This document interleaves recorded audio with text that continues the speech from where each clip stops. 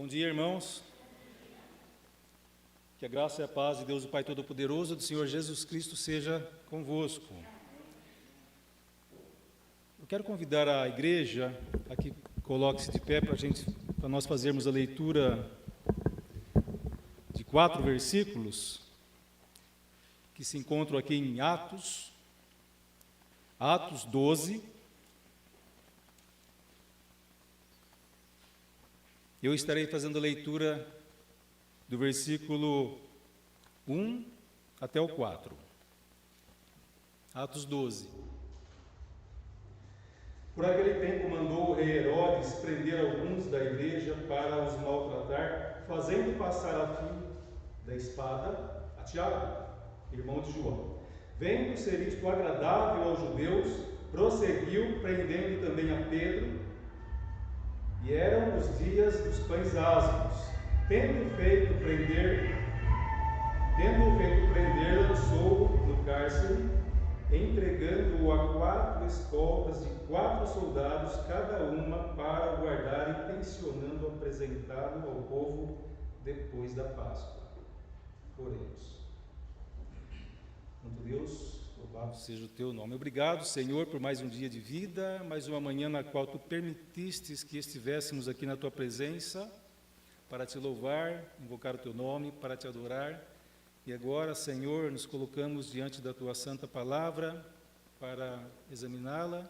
Ajuda-nos, ó Pai, tenha misericórdia, por amor de ti mesmo, Senhor, seja conosco nesse momento e fale aos nossos corações, eu te peço, em nome de Jesus Cristo. Amém. Amém. Podeis assentar todos. Eu estarei apenas fazendo a leitura do capítulo 12 e alguns poucos comentários e aplicações. E aqui nesses versículos que eu já li, nós vemos mais uma vez a igreja do Senhor sendo perseguida. Ela é nova, a igreja acaba de ser implantada pelo Senhor Jesus Cristo, já havia sofrido perseguições e aqui novamente mais perseguições, e desta vez os líderes também da igreja, os apóstolos, são atingidos. Herodes mandara prender Tiago, executou e viu que isso agradou o povo judeu. E Herodes era um simpatizante da religião judaica. E, como ele viu que os judeus se agradaram disso, mandou também prender outros cristãos, maltratados, torturados, e prendeu a Pedro também. Mas eles já sabiam disso. Jesus já havia ensinado os seus discípulos sobre isso, sobre perseguições. E eu convido agora a amada igreja a que leiam comigo, quem achar pode ler, Mateus 5. Vamos ver o que diz a palavra do Senhor. Mateus 5.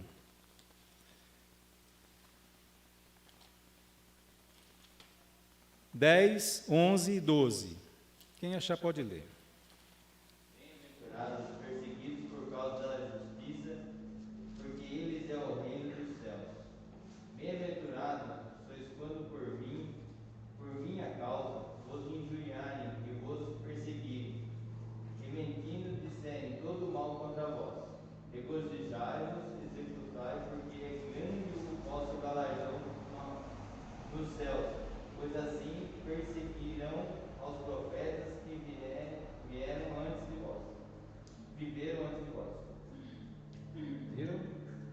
Eu não sei se você já pensou, meditou nesse texto, mas anote e pense um pouquinho nele. Jesus fala: bem-aventurados, felizes, vocês sejam felizes quando você for maltratado, quando você for injuriado, por estar sendo fiel a mim, por obedecer a Jesus. É isso. Mas parece que temos dificuldade de assimilar isso. Mas pense um pouco nisso, medite nesse texto. Geralmente a gente não fica alegre, nós, pelo contrário, ficamos entristecidos ou desanimados ou nos afastamos. Mas Jesus aqui fala: não, fique firme, alegre-se se você ou quando você for perseguido por você estar sendo fiel a mim, me obedecendo, me servindo. É isso que Jesus falou para eles ali e para nós hoje, é a mesma coisa. Mas temos mais um versículo aqui em João 15, 18. Vamos ver lá. Temos vários textos, mas vamos ficar apenas com 3 pequenos textos. São textos importantes e que nós devemos pensar neles, porque não há como nós não sofrermos alguma perseguição. O mundo jaz no maligno. Nós que somos cristãos somos filhos da luz. Aqueles que estão no mundo, filhos das trevas, filhos de Deus. E todos aqueles que não são filhos de Deus são filhos do diabo. Você será perseguido. Você será queimado, colocado de lado uma vez ou outra. Seja no serviço, seja na escola. Isso vai acontecer. Ou coisa pior, como acontecia aqui com eles, foram sendo presos e torturados. Mateus 15, ou melhor, desculpa, João 15, 18. Sabeis primeiro do que a vós me aborreceu a mim. E o 19 diz assim: se vós fosseis do mundo, o mundo amaria o que era seu. Como todavia nós não sois do mundo, pelo contrário, dele vos escolhi, por isso o mundo vos odeia. Odiaram a Jesus Cristo, que é o Senhor dos senhores, o Rei dos reis. Ele era santo, justo, perfeito, o todo-poderoso, o próprio Deus. Por que o mundo não iria nos odiar? É o que Jesus fala aqui. Odiaram a mim, eles vão também te odiar. Você também não vai ser bem quisto no meio deles. E mais um texto. 16, 1 e 2. Quem quiser ler, pode ler. João 16, 1 e 2. Para que vos não escandalizeis, porque expulsar vos das sinagogas. Vem mesmo a hora em que qualquer que vos matar, cuidará fazer um serviço a Deus. Prestar atenção, anote esse texto, pense nele, medite. As pessoas, muitas vezes, e eles aqui em especial, Herodes e os demais, os próprios judeus, eles não tinham peso na consciência. Eles se alegravam, eles se achavam agindo de modo correto e fazendo um favor a Deus. Os judeus, eles viam os cristãos como uma ameaça, como pessoas pervertidas e que estavam blasfemando contra Deus. E as pessoas do mundo, eles se acham corretos. Eles não têm peso de consciência quando eles maltratam, ofendem ou desprezam um cristão. Alguns sim, de modo geral, não. Eles, pelo contrário, acham que estão corretos, muitas vezes acharão que estão fazendo um favor se maltratarem um cristão, um seguidor de Cristo. Então, pense nisso.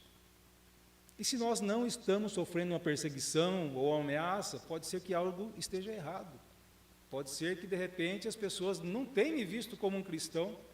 Pode ser que eu não esteja incomodando as pessoas, porque a presença de um crente incomoda as pessoas. Quando tem um grupinho ali, seja no serviço ou na escola, e chega um cristão, eles não ficam muito à vontade. Eles sabem que você pensa diferente, que você é reto, justo e não participa de certas coisas, de certas conversas, de certas piadas. Eles não ficam à vontade. E se a sua presença não faz diferença nenhuma, talvez você precise melhorar a sua vida cristã, o seu sistema de fé. E o texto continua, Atos 12, 5. Pedro, pois, estava guardado no cárcere, estava preso, mas havia oração incessante a Deus por parte da igreja a favor dele. Pedro, preso,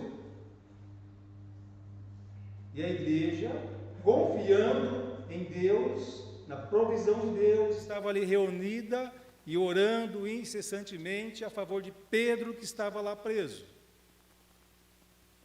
Hoje, nós olhando para 2000 anos atrás de história, de cristianismo, nós temos a convicção, a certeza de que Deus é soberano. Talvez eles não tivessem essa certeza, essa convicção como nós temos hoje, porque estava tudo muito recente para eles. Herodes, um rei ímpio no trono, mandando prender e torturar os cristãos. Pedro acabara de ser executado, morto à espada. Pedro preso. Mas a igreja estava reunida, ainda que pudessem também ser presos. Eles se reuniram lá na casa de Maria e lá oravam, intercedendo por Pedro. A oração, a nossa oração, a oração de cada cristão lá na nossa casa é importante, mas a oração coletiva da igreja é também importante e ela é diferente. Por isso é importante que a igreja se reúna para orar. Mas com o passar dos tempos parece que a oração tem ocupado um pouco menos espaço de tempo nos cultos de adoração, nas reuniões da igreja. Ficamos com uma oração no comecinho, uma antes da mensagem, uma para encerrar. Mas a oração da igreja congregada em nome do Senhor Jesus Cristo, ela é muito importante. Assim como a nossa oração lá em casa é importante, a da igreja reunida também é importante e ela é diferente, é necessária.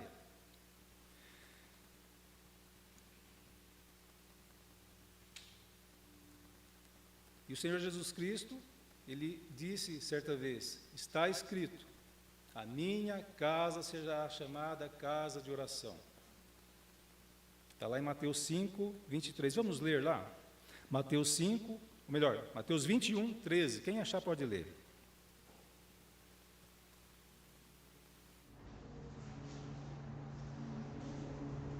É um texto bem conhecido, é um texto importante, é um texto onde Jesus ele age de uma forma dura e ele menciona isso. E disse: está escrito, a minha casa será chamada casa de oração. Vós, porém, a transformais em covil de salteador. Viram? Jesus diz: a minha casa será chamada Casa de oração. Ou seja, é algo de suma importância que deve acontecer na casa do Senhor.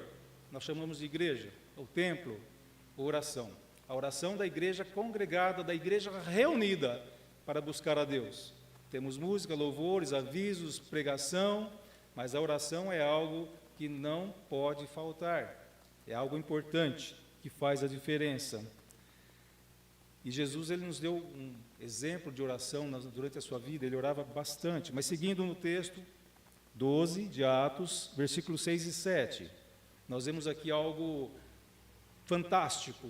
uma operação de milagre. A igreja orando por Pedro, Pedro estava preso, e a palavra diz assim, 12, 6 e 7.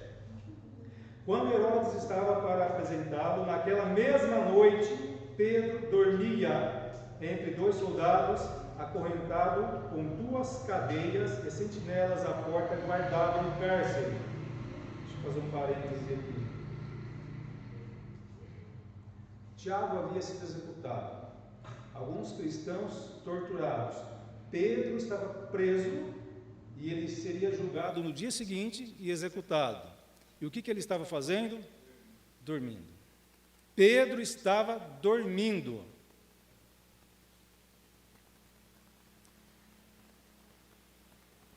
É algo que nós devemos buscar, ter essa tranquilidade. Pedro não estava estressado, andando de um lado para o outro, ou tentando andar, ele estava preso a correntes. Ele não estava com insônia, não estava com medo, não estava preocupado, porque a lição de casa ele fez. Ele foi fiel, ele orou, ele buscou obedecer a Cristo em tudo aquilo que ele podia fazer.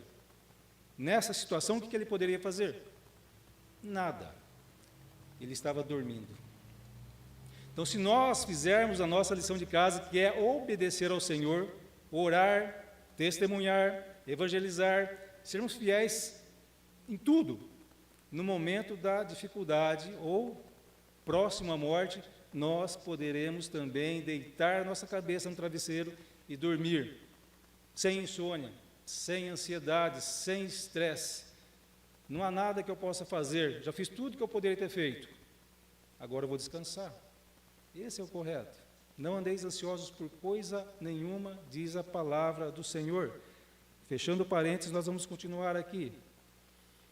7. Eis, porém, que sobreveio um anjo do Senhor. E uma luz iluminou a prisão, e tocando ele, o anjo do Senhor, ao lado de Pedro, o despertou, dizendo: levanta-te depressa. Então as cadeias caíram-lhe das mãos. Pedro estava realmente dormindo.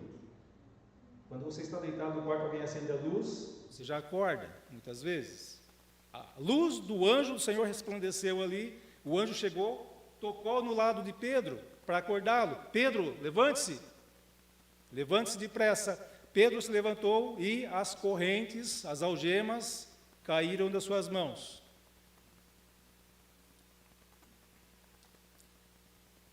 Temos aí um milagre, então. A igreja lá orando, não é? Aparece ali um anjo enviado pelo Deus Todo-Poderoso para libertar Pedro. Coisas impossíveis para nós, homens, Deus fará. Deus poderia ter feito de um modo mais impactante. Ele poderia ter pego Pedro ali, tum. Pedro aparece no meio da reunião de oração. Imagina o impacto disso. Mas Deus não fez assim.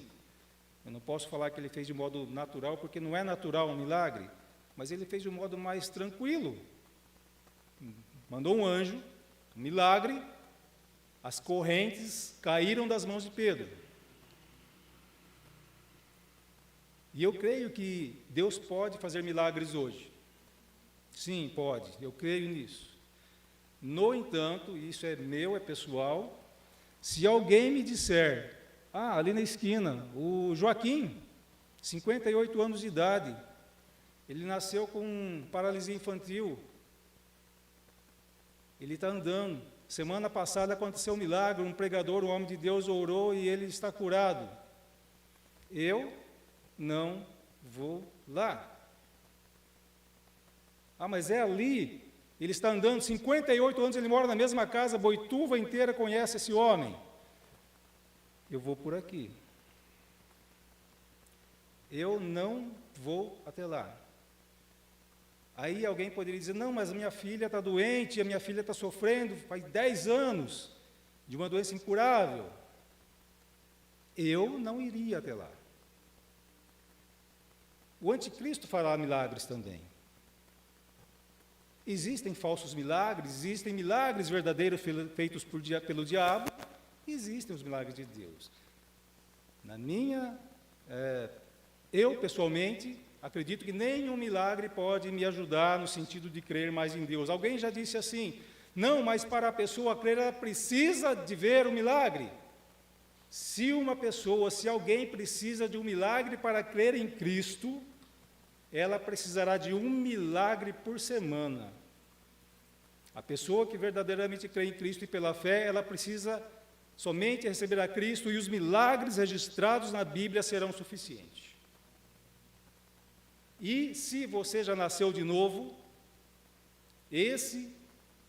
tenha certeza disso, esse é o maior milagre que pode ter acontecido da sua vida, o novo nascimento. E é um milagre porque ninguém pode operar o novo nascimento, somente Cristo, por obra do Espírito Santo e do Senhor Jesus Cristo na cruz do Calvário. E se esse milagre já aconteceu, fique sabendo, nem um outro milagre que Deus faça na sua vida, porque pode fazer, será maior do que esse milagre. Não. E o melhor disso é que nós podemos ser usados por Deus, colocando à sua disposição para que esse milagre do novo nascimento aconteça na vida de outras pessoas. Através do evangelismo, do testemunhar. Mas, pois bem, tivemos aqui o milagre. Não entendemos o porquê o anjo do Senhor não livrou Tiago, mas Pedro está ali porque a oração da igreja que estava reunida lá foi atendida, é resposta de oração isso. Mas vamos continuar no texto ali em Atos 12. E o milagre continua, né? Acontecendo, mas eu quero acrescentar mais uma coisinha. E para isso nós vamos ler os versículos 8 a 12. Cada um leia um versículo, por favor. 12, a partir do 8. E disse-lhe o anjo: cinge-te e ata as tuas sandálias. E ele o fez assim. Disse-lhes mais: lança as costas a tua capa e segue-me. E saindo o seu dia, e não sabia que era real o que estava sendo feito pelo anjo, mas cuidava que via algum má visão. E quando passaram a primeira e segunda guardas, chegaram à porta de ferro, que dá para a cidade, a qual se lhes abriu por si mesmo. E tendo saído, percorreram uma rua, e logo o anjo se apartou dele. Até aqui. Um milagre. Irmã, só até aí, tá bom. Obrigado. O anjo apareceu lá e fez um milagre. Aquilo que Pedro não poderia fazer, o anjo fez. E Deus pode fazer milagres na tua vida. Embora que, se você já nasceu de novo, esse é o maior milagre que pode ter acontecido na sua vida. Mas aqui presta atenção. Eu quero chamar a atenção de você para uma coisa. E o anjo disse a Pedro: levanta-te. O anjo não levantou Pedro. E o anjo disse a Pedro: cinja-te, vista-se. O anjo poderia ter vestido a Pedro. E disse mais o anjo, diz aí o texto: Pedro, calça as tuas sandálias. Pedro, tome a sua capa e coloque sobre suas costas. E disse o anjo: Pedro, segue-me. E Pedro foi caminhando. O anjo não pegou Pedro no colo. O anjo não calçou as sandálias em Pedro. Ele poderia fazer isso? Poderia.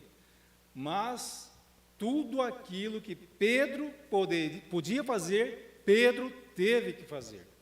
Tudo aquilo que você puder fazer, Deus não fará. É você que deverá fazê-lo. Quando você estiver ali diante da televisão, o anjo do Senhor ou o próprio Senhor, ele não apertará o botão para mudar de canal. É você que terá que apertar o botão para desligar ou mudar de canal. Quando você estiver navegando na internet, o mouse não andará sozinho ali ou automaticamente clicará aqui ou ali. É você que terá que sair daquela página. Aparecem várias moças vulgares, com trejeitos vulgares, vestidas de modo vulgar. Não é pornografia, mas tem um efeito semelhante. A pornografia vicia mais que o crack, segundo estudos. E você se deparará com isso. E é você que terá que sair dali. Quando alguém, um fofoqueiro, uma fofoqueira, que é o emissário de Satanás, chegar até você, o anjo do Senhor não fechará os seus ouvidos. É você que terá que fazê-lo. E um fofoqueiro, ele não precisa de 2 ouvidos. Um ouvido meio surdo já basta. Você terá que ser firme. O anjo do Senhor não fará nada nesse sentido. É você que terá que ser firme e dar um basta. Em qualquer outra situação, imagine aí na sua vida, é você que terá que tomar a decisão. A decisão é tua. Você pode escolher o que fazer, mas a consequência você não poderá escolher. Então, milagres podem acontecer se Deus quiser, porque no caso de Tiago, Deus não quis que ele fosse livre da execução. Tiago foi executado. Então, muitas vezes, você estará precisando de um milagre, de uma cura incurável, por exemplo. E pode ser que Deus não te cure.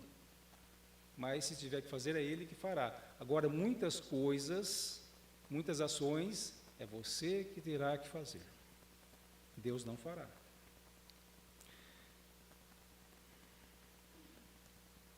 E caminhando para o final. No versículo 21 a 23, aí, nós temos a passagem onde Herodes discursou. Ele fez um discurso e aí tinha ali seus bajuladores. É voz de Deus, não é de homem. E o anjo do Senhor que havia libertado Pedro, tocou, feriu mortalmente a Herodes. Por quê? Você já parou para pensar nisso? Por que que o anjo do Senhor feriu mortalmente a Herodes? Porque ele mandou matar Tiago? Porque ele mandou torturar os cristãos? Não. O anjo do Senhor tocou em Herodes e ele morreu comido por vermes porque ele recebeu a adoração ou a bajulação dos bajuladores, dos seus aduladores ali e não direcionou para Deus. Então, fuja dos bajuladores, são perigosos. Não faça coisas buscando glória, não faça coisas buscando reconhecimento, não espere elogios quando você for fazer algo. A palavra do Senhor diz lá em Colossenses 3:23, faça, tudo que você fizer, faça-se como que para Deus e não para os homens. 1 Coríntios 10:31, faça tudo para a glória de Deus, não para o seu engrandecimento.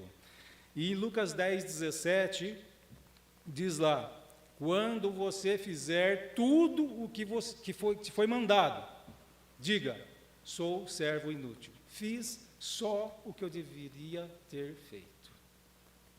Se você fizer isso, você vai viver melhor e vai ter mais saúde. Herodes morreu não porque ele mandou matar Tiago e perseguir e torturar os cristãos, morreu porque ele aceitou a glória dos seus bajuladores. Fuja dos bajuladores. Eu prefiro a crítica do que a bajulação. A crítica me ajuda a refletir e me ajuda no meu crescimento. O bajulador coloca pedras no meu caminho. E dali a pouco eu tropeço e caio. Faça isso. É o que a palavra nos orienta. E para encerrar, vamos ler o versículo 24 e 25?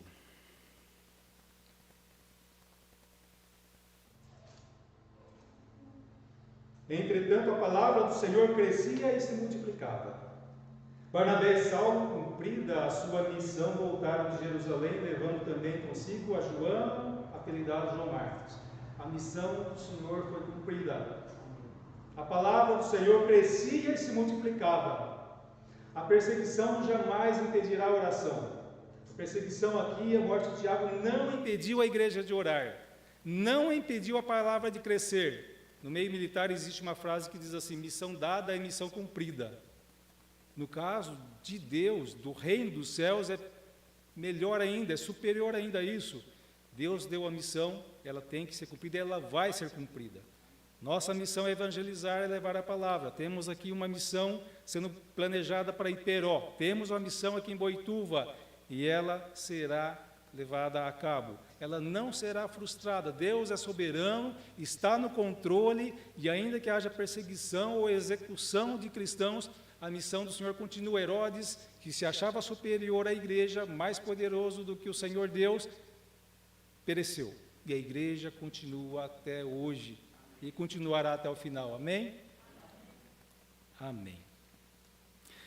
Santo Deus, obrigado por Tua palavra e que nós possamos, Senhor, ter como exemplo para nós a reunião de oração dos Teus servos e que nós possamos fazer assim também, Senhor. Permanecer firme em oração constante, incessante, fervorosa, a favor dos Teus servos, a favor, Senhor, de salvação de almas, a favor dos Teus líderes, ó Pai, líderes que servem a Ti, levando a Tua palavra, Senhor, missionários e pastores. Pai Santo, ajuda-nos no momento de perseguição, dificuldade, de circunstâncias adversas. Ajuda-nos, ó Pai, a poder permanecer tranquilos, ó Pai. Pedro dormia, ele sabia que seria executado, Senhor, mas ele estava confiando em Ti e descansando. Dá-nos, ó Pai, também essa mesma quietude, essa mesma confiança, Senhor, diante de circunstâncias terríveis e de morte, que nós possamos permanecer firmes, fiéis, tranquilos, ó Pai, e dormindo. Pai Santo, ajuda-nos a fazer tudo, sem esperar reconhecimento, sem esperar elogios, ó Pai, e quando isso acontecer, que nós possamos, ó Pai, encaminhar, direcionar tudo para Ti, porque não temos capacidade para nada, Senhor. Se fazemos alguma coisa é porque Tu tens nos capacitado, Senhor. Livra-nos, ó Pai, de recebermos a glória que é devida somente a Ti, Senhor. E que assim a Tua missão, ó Pai, jamais seja interrompida, impedida, Senhor. Sabemos que não será. A Tua palavra diz que as portas do inferno não prevalecerão sobre a Tua igreja, ó Pai. Ajuda-nos, ó Pai, a dia após dia a estarmos cumprindo a missão de levar a Tua palavra àqueles que não Te conhecem. Tenha piedade, Senhor, que a Tua graça continue sobre nós, ó Pai, em nome de Jesus Cristo. Amém. Amém.